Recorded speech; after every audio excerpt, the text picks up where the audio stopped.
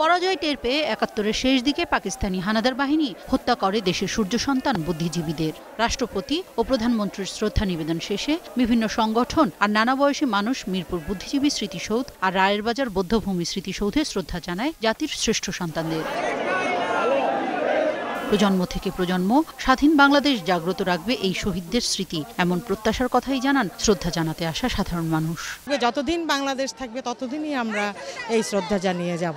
2 লক্ষ মা বোন সম্ভ্রম হারিয়েছেন, তাদের যে আত্মত্যাগ সেটা আমাদের প্রজন্মকে জানানোর জন্য আজকে আমাদের এই যাত্রা। যারা শহীদ হয়েছেন আসলে তাদের মাগফিরাতের জন্য খুব দোয়া করি।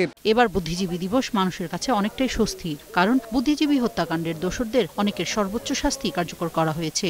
যুদ্ধ অপরাধীদের বিচার প্রক্রিয়া শুরু হয়েছে আমাদের দেশে, অনেক দিন পরে হলেও সেটা শুরু হয়েছে এবং তার কিছু ফল আমরা দেখতে পাচ্ছি।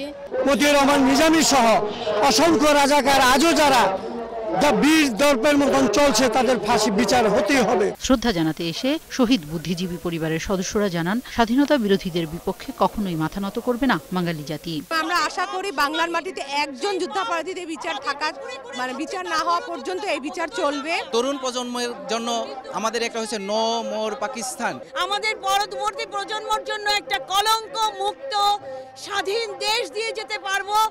এদিকে সেক্টরস কমান্ডার ফোরাম শহীদদের প্রতি শ্রদ্ধা জানিয়ে মানববন্ধন করে রায়ের বাজার বৌদ্ধভূমি স্মৃতিসৌধে।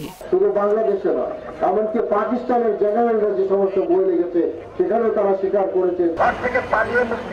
তাপসী রাবেয়া, 21 টেলিভিশন, ঢাকা।